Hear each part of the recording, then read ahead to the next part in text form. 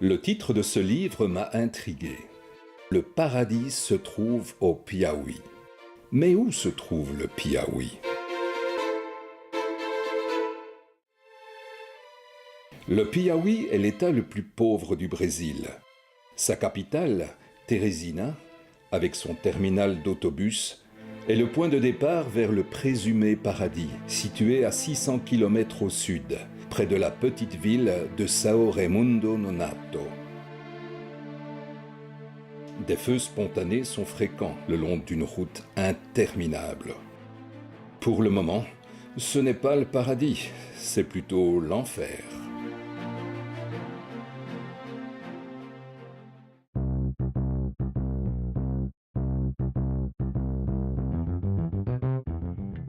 São Raimundo est le siège inattendu pour une si petite ville d'un important musée de l'homme américain.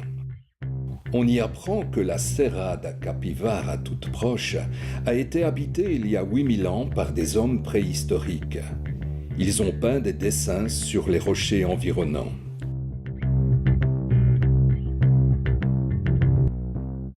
Les scènes de danse et de jeu sont nombreuses.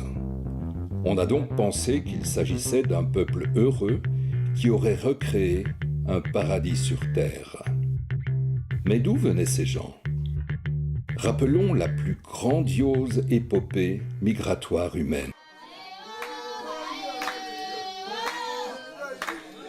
L'histoire commence en Afrique, où sont apparus les premiers hommes modernes, dont le nom scientifique est Homo sapiens. Vous et moi, comme les milliards d'êtres humains d'aujourd'hui, sommes leurs descendants, quelle que soit notre nationalité ou la couleur de notre peau.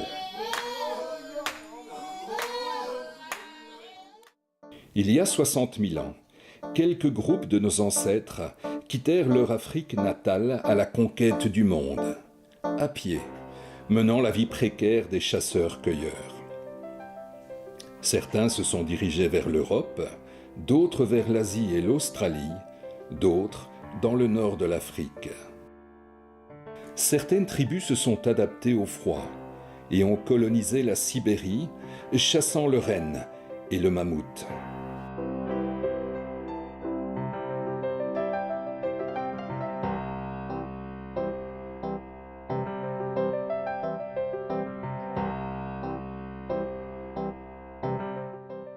Il y a 20 000 ans, un grand refroidissement s'abat sur notre planète. D'immenses glaciers se forment au pôle, pompant l'eau de la mer dont le niveau s'abaisse de 150 mètres.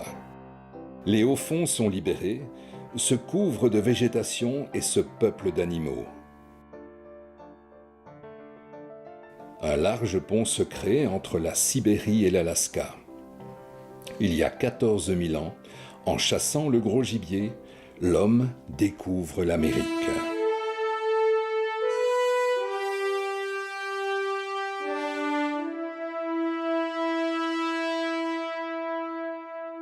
Mais un réchauffement terrestre provoque la fonte des glaces.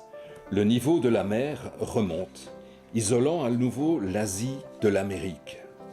Il faudra attendre plus de 13 000 ans pour que d'autres hommes découvrent à leur tour l'Amérique. Certaines tribus préhistoriques entament un voyage de 15 000 km vers le sud. 4 000 ans plus tard, elles sont au Brésil. Quelques groupes se fixent au Piauí et s'adaptent au climat. En 40 000 ans, ces hommes ont parcouru 30 000 km en vivant de la chasse et de la cueillette. Ils méritaient le paradis.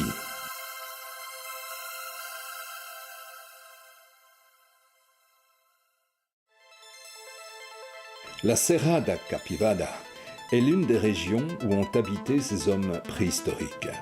Elle est devenue un parc national protégé. Le site est impressionnant. De gros massifs rocheux sont riches en oxyde de fer, ce qui leur donne leur couleur rouge.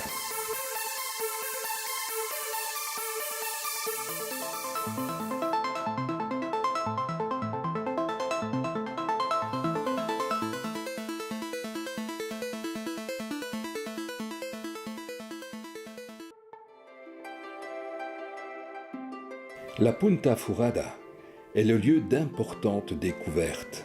À l'origine, il y avait 3 arches. Les 2 arches latérales se sont effondrées.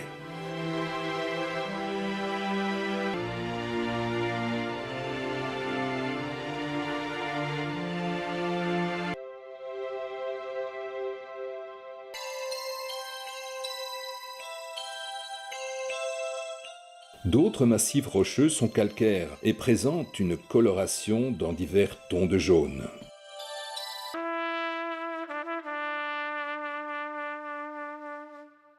Les massifs rocheux délimitent de profonds canyons. Il y a 5 à 10 000 ans, des rivières encaissées coulaient ici. Elles ont disparu et il ne reste que quelques trous conservant l'eau des dernières pluies. Certains arbres ont su en profiter.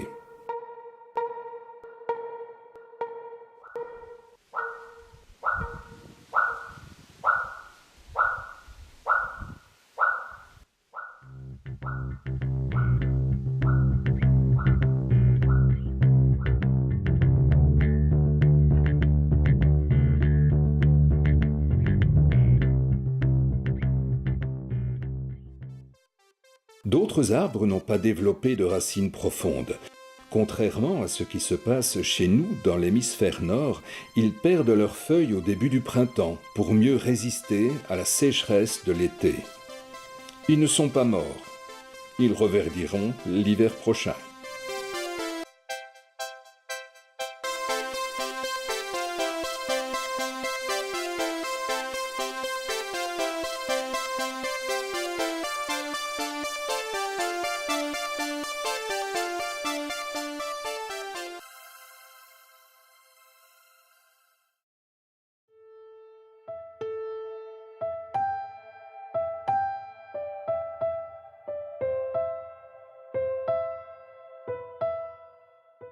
Un regard attentif nous fait découvrir des dessins sur les parois rocheuses.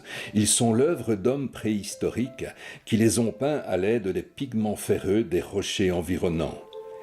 Les dessins sont de tailles variées et ont été peints sans ordre chronologique là où il y avait de la place pendant 3000 ans.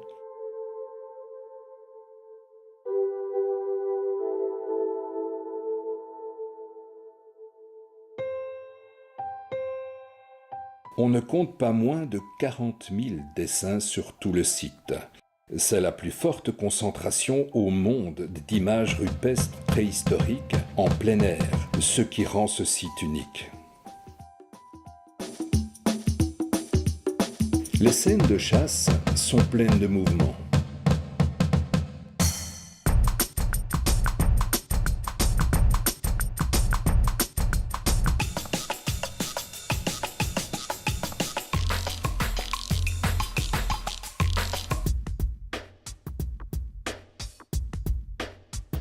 On voit la fuite des cerfs apeurés regardant anxieusement derrière eux les chasseurs qui les poursuivent.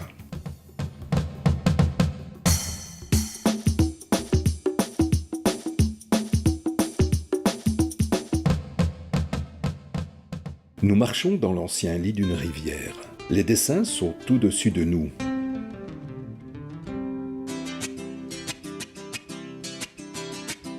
Nos cousins y arrivaient en bateau.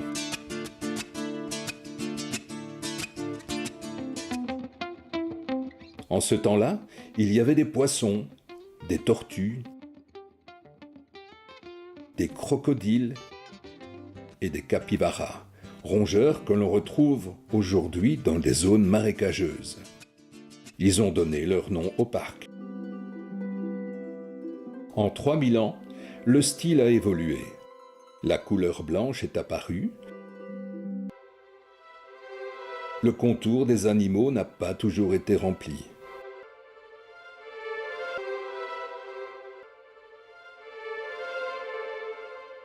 Ces 2 cerfs ont été choisis comme logo du parc. Ils sont représentés un peu partout dans l'état de Piauí.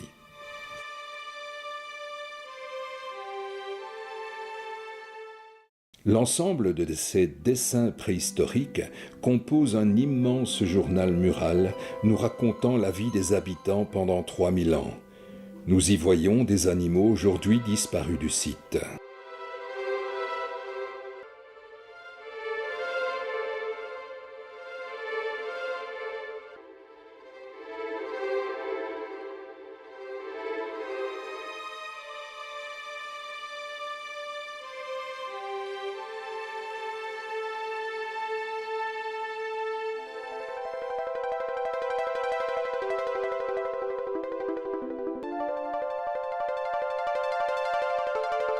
Les activités humaines sont bien représentées. En plus des chasses, il y a des scènes de sexe,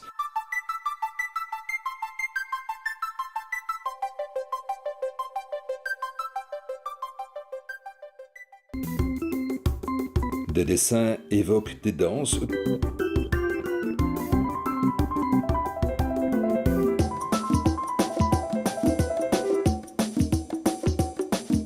d'autres dessins montrent des jeux.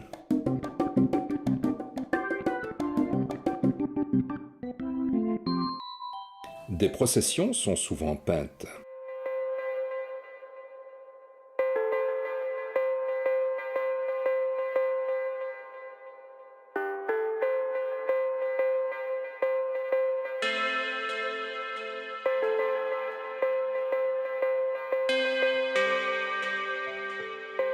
La Serra da Capivara est classée au patrimoine mondial de l'UNESCO.